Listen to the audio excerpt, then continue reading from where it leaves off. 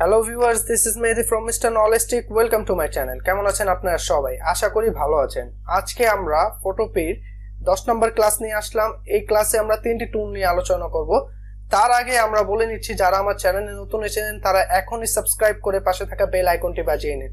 আজকে যে তিনটি টুল নিয়ে আলোচনা করব তার মধ্যে প্রথমটি হলো ব্লার টুল, দ্বিতীয়টি হলো শার্পনার টুল এবং তৃতীয়টি হলো স্পঞ্জ টুল। তো এই তিনটি টুল নিয়ে আলোচনা করব। ব্লার টুল আপনারা নাম শুনেই বুঝতে পেরেছেন এবং এই টুলটি আমরা কোথায় পাবো দেখেন, আপনার যে গ্রেডিয়েন্ট আছে গ্রেডিয়েন্টে আমরা নিচে পাবো ব্লার টুল।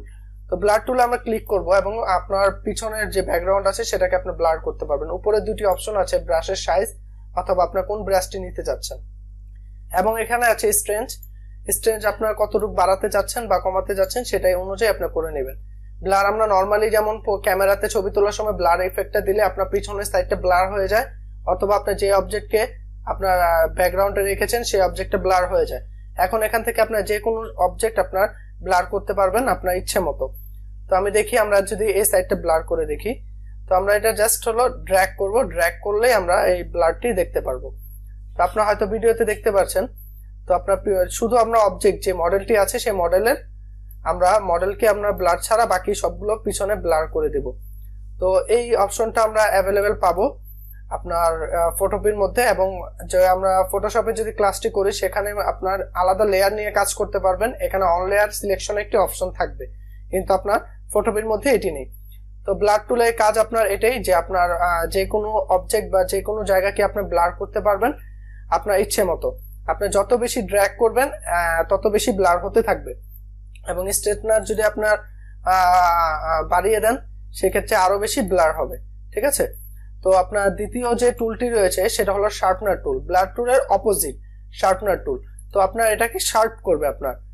এটা কিছু কিছু ক্ষেত্রে আমরা ফটো রিটাচিং এর ক্ষেত্রে আপনার কাজে লাগবে।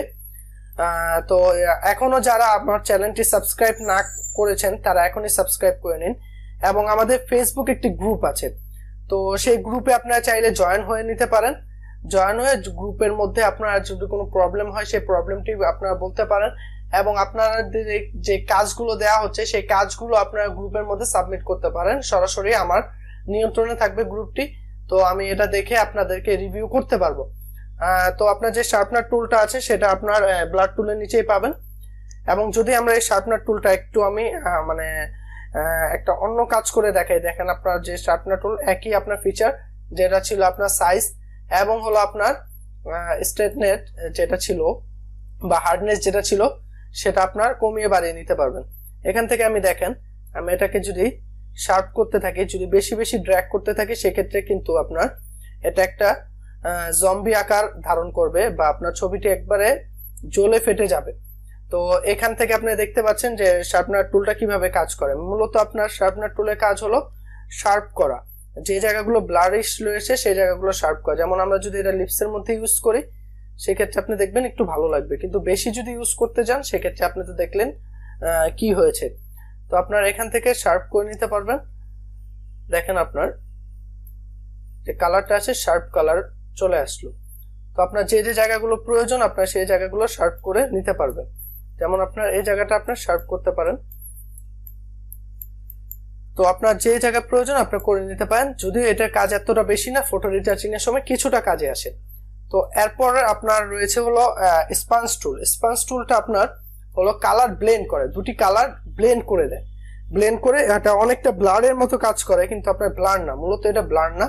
তো এটার আপনার হার্ডনেসটা একেবারে কমিয়ে রাখতে হবে, কারণ বেশি হার্ডনেস দিয়ে আমি একটা দেখাচ্ছি। দেখেন আপনার এটা একেবারে ব্লারিশের মতো হয়ে যাবে, কিন্তু এটা হলো দুটি কালার মিক্স করে। দেখেন আপনার যদি আপনার ফেসের মধ্যে দাগ থেকে থাকে সেক্ষেত্রে সেটা রিমুভ করার জন্য আপনার এই টুলটি অনেক বেশি কাজে আসবে। তো আপনারা যদি এইভাবে দেন তাহলে দেখেন আপনার, আমি সাইজটা একটু ছোট করে নিচ্ছি ব্রাশের। তো এখান থেকে আপনারা এটা বড় অথবা ছোট করে নিতে পারবেন। এভাবে আপনার স্পঞ্জ টুলটি কাজ করে, দুটি কালারকে আপনি ব্লেন্ড করে দেয়। তো এখন এগুলো এই টুলের বেশি একটা প্রয়োজন হয় না, কারণ অনেক অ্যাডভান্স ফিচার এসেছে, এই টুলের রিপ্লেসমেন্ট অনেক চলে এসেছে। ঠিক আছে। তো আপনারা এভাবে যদি আপনার প্রয়োজন হয় তাহলে আপনারা এভাবে কাজ করতে পারবেন। তো এই তিনটি টুল একেবারে সহজ একটি ক্লাস। এই তিনটি টুল নিয়ে আমরা আজকে আলোচনা করলাম। আর মাত্র ফটোপির 3টা থেকে 4টার মতো ক্লাস বাকি আছে, সেটি কমপ্লিট হলে আমরা ফটোপি কমপ্লিট হয়ে যাবে। তো আমি আরেকটা বিষয় বলে নেই, আমাদের ফেসবুক গ্রুপে একটি কন্টেস্ট চলছে। সেই কন্টেস্টে যদি আপনারা পার্টিসিপেট করেন এবং 4টি ধাপ সম্পূর্ণ করলে আপনারা উইনার ঘোষিত হবেন এবং প্রত্যেকেই উইনার থাকবে। এমন না যে প্রথম 5 জন পাবে বা প্রথম 10 জন পাবে, এরকম কিছু না। যারা যারা স্টেপগুলো কমপ্লিট করবে তারাই পাবে। তো আপনারা আমাদের ফেসবুক গ্রুপে জয়েন হতে পারেন, আমি লিঙ্কটি ডিসক্রিপশনে দিয়ে দেবো। আপনার ডিসক্রিপশন থেকে ফেসবুক গ্রুপে জয়েন হতে পারেন এবং ফেসবুক পেজে আমাদের জয়েন হতে পারেন। তো আর আজকে আর ক্লাসটি বেশি বড় করব না। যদি আপনারা এখনো সাবস্ক্রাইব করে না থাকেন তাহলে এখনই সাবস্ক্রাইব করে পাশে থাকা বেল আইকনটি বাজিয়ে দিবেন। তো আজকে এই পর্যন্তই, দেখা হচ্ছে পরবর্তী ভিডিওতে। সে পর্যন্ত ভালো থাকবেন, সুস্থ থাকবেন।